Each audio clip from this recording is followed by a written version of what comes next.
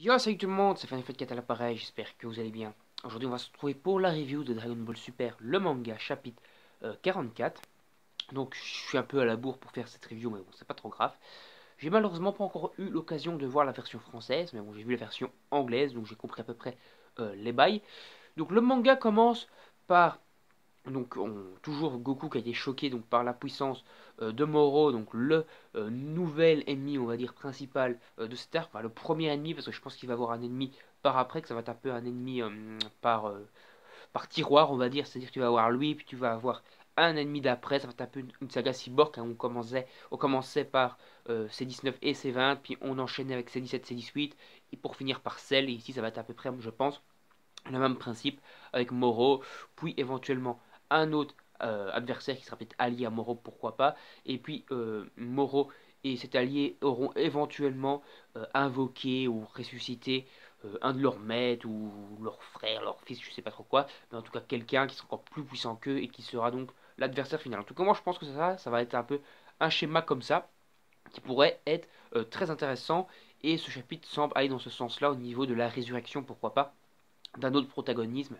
qui pourrait être un adversaire puissant pour la suite du manga. Ça pourrait en tout cas être très intéressant. Donc ce manga, donc ce chapitre commence par donc un peu encore Goku qui est choqué par ce qu'il a senti chez Moro. Puis on a un petit peu des petites vannes, petit chapitre un peu gaguesse avec la pizza, pita, je sais plus quoi là, les espèces d'ennemis un peu nuls qui s'avaient arrêté dans le chapitre précédent, qui se foutent un peu de la gueule de Jaco, surtout le chef de la bande. Voilà, c'était un peu les ennemis qu'il y avait dans le chapitre précédent où ils avaient dû faire une mission de la patrouille galactique, parce que je rappelle que Goku et Vegeta sont devenus membres de la patrouille galactique dans le chapitre précédent. Ils avaient dû faire une première mission avec leur pote là qui ressemble un peu à Dave, avec la coupe de Dave. Ils avaient fait cette mission et ce mec est bien cheaté. Je crois que c'est Meru qui s'appelle, ou un truc comme ça. Il est assez cheaté et Vegeta. Et je trouve que c'est un peu bizarre qu'il soit aussi cheaté, etc. Et d'ailleurs, après la petite théorie du chef Otaku, comme quoi Meru serait un allié de Moros, de Moro, ouais, je pense que ça pourrait être pas mal, ça pourrait être intéressant, qu'il soit donc infiltré dans la patrouille galactique, mais que ce soit un adversaire. Et ce sera peut-être lui qui va être l'adversaire avec Moro, qui vont après ressusciter, comme je disais, cet adversaire supplémentaire qui sera l'adversaire final de cet arc. Arc qui, je pense, vu comment c'est parti, durera à mon avis 4 tomes d'à peu près 200 pages, donc 800 pages. En tout cas, ça pourrait être très intéressant. Je vais un peu vous faire une petite théorie, une petite thèse sur ce qu'il pourrait avoir par après dans cet arc. Sur la fin de la vidéo, je vous ferai ça, ça pourrait être intéressant. Et donc, pour en revenir au chapitre, on a donc Moro qui va se TP, se téléporter dans le vaisseau d'un espèce de mec avec un peu un casque à la Frieza.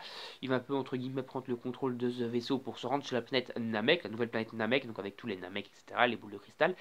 Et il va donc, d'après ce qu'on comprend, vouloir s'emparer de Dragon Ball, certainement pour faire, comme je disais, le vœu qui va lui permettre de ressusciter, pourquoi pas, ce protagonisme, qui je pense pas ressuscitera maintenant, mais il ressuscitera par après. En tout cas, je sens que ça semble assez crédible. Donc Goku et Vegeta vont se rendre très rapidement sur la planète Namek, même avant Moro. Au final, ils vont anticiper où il va se rendre, ils vont se rendre avant lui à l'objectif pour, on va dire, l'accueillir, hein, théoriquement, entre guillemets, pas vraiment l'accueillir en sang des fleurs, mais vous me comprenez, l'accueillir pour, entre guillemets, le vaincre, quoi. Donc ils seront là avant et Goku, enfin Vegeta va commencer un peu, enfin Vegeta va un peu montrer notre personnalité, une autre facette de cette personnalité où il sera un peu devenu, on va un peu voir l'évolution de Vegeta quoi, hein, que c'est plus un enculé de base qui s'en bat les couilles de tout le monde.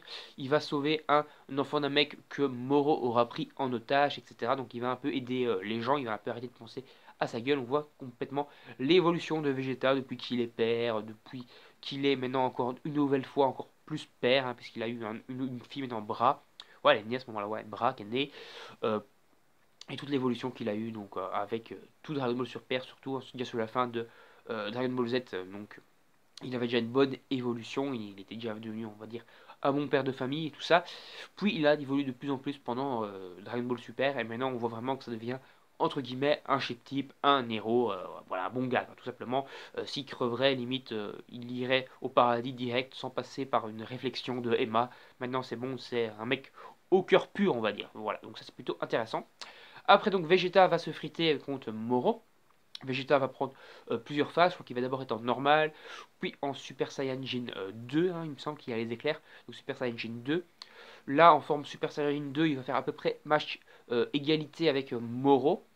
Enfin match égalité, non, Moro aura quand même l'avantage. Bon, on aura l'impression qu'en Super Saiyan 2, au niveau en tout cas de la force physique, ils sont à peu près de force égale, mais puisque Moro est magicien et assez cheaté au niveau de la magie, Moro va prendre facilement au final l'avantage sur Vegeta Super Saiyajin 2. Par contre, Vegeta va passer en Super Saiyajin Blue, et là, ça sera une autre paire de manches, et Moro se fera, on va dire, péter la gueule. Voilà, assez facilement, Vegeta sera plus puissant que lui.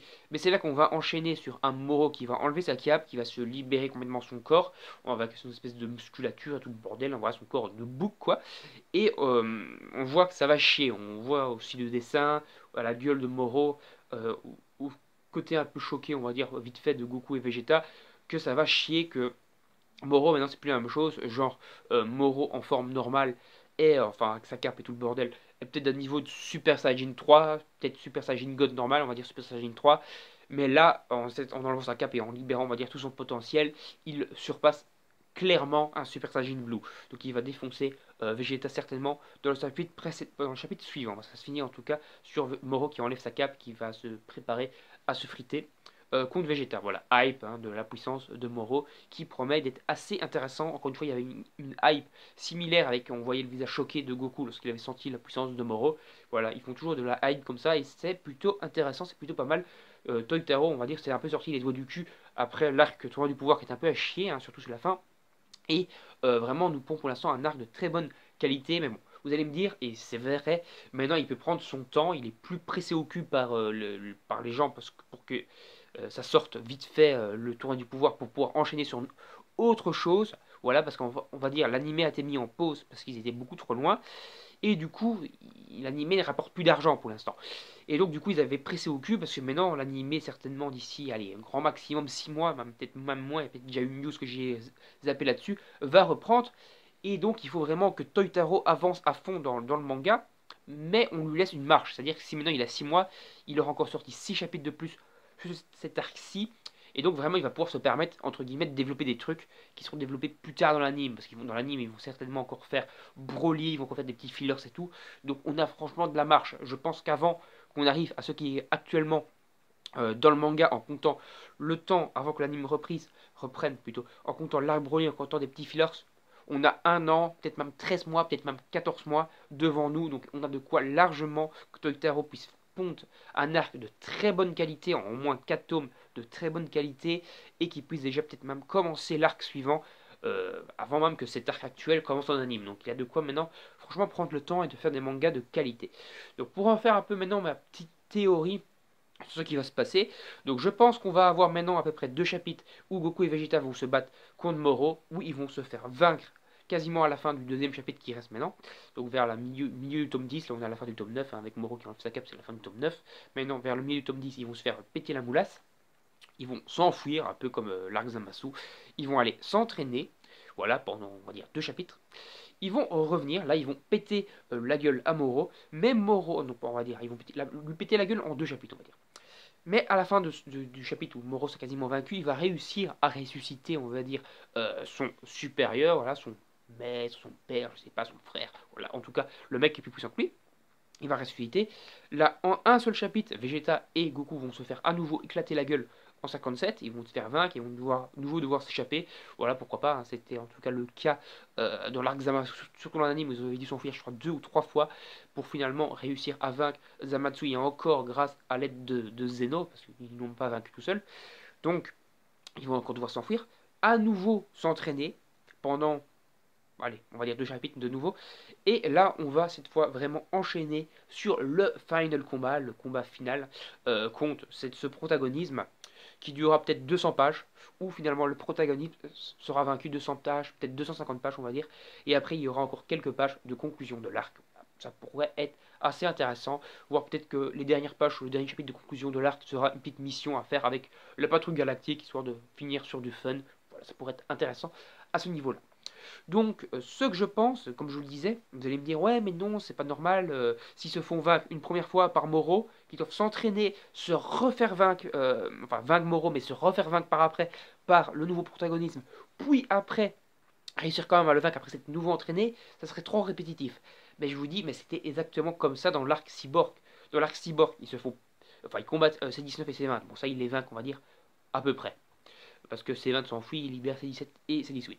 Par après, ils se font ouvrir le cul par C17 et C18, ils doivent s'enfuir, ils doivent s'entraîner, ou en tout cas, Dieu doit fusionner avec Piccolo pour former leur véritable forme d'avant, devenir puissant pour pouvoir vaincre C17 et C18. Mais à la base, donc ils ont été vaincus, ils se sont fait ouvert le cul en neuf.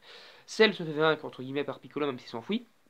Ils reviennent, donc là il y a le combat contre les cyborgs qui se font entre guillemets battre par Piccolo, mais Cell arrive, il les absorbe, et même avant de les absorber en étant encore en première forme, il les viole, il bat Piccolo très facilement, etc. Il absorbe, il devient Cell semi-perfect, là il les ouvre en neuf, finalement il va se faire battre par Vegeta facilement, semi-perfect, mais au final il va devenir perfect, il va de nouveau les éclater, mais littéralement Trunks et Vegeta, il va les éclater, et ils vont de nouveau devoir s'entraîner. Donc ils se sont fait vaincre par les cyborgs, ils se sont fait vaincre par celle première forme, ils se sont fait vaincre par celle deuxième forme, ils se sont fait vaincre par celle perfecte, et puis il y a finalement le tournoi où celle se fait finalement battre.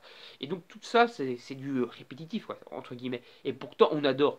Donc, ça serait pas une bonne objection, parce que je trouve que ça pourrait être pas mal. En tout cas, à ce niveau-là, ça pourrait leur montrer, en tout cas, nous montrer plutôt, que Vegeta et Goku ont encore des adversaires supérieurs à eux. C'est-à-dire que s'ils battent déjà Moro maintenant, c'est pas intéressant. Même s'ils libèrent après un dieu plus puissant, je sais pas quoi, mais qu'après ils arrivent encore éventuellement à les vaincre, mais sans jamais perdre eux, même s'ils mettent 300 pages à le battre, mais qu'ils perdent jamais, non, ça serait pas intéressant, il faut qu'ils perdent. Il faut qu'ils perdent contre Moro pour qu'on montre qu'ils sont pas encore assez puissants, qu'après ils arrivent à le battre, mais qu'il y a encore un mec encore plus puissant que Moro qui les rebat, pour montrer qu'il y a encore des gens supérieurs, voilà, et qu'après bah, ils finissent finalement par le vaincre, mais qu'on prouve qu'ils doivent toujours s'entraîner, et que dans l'univers ça c'est toujours pas fini, qu'il y a toujours des gens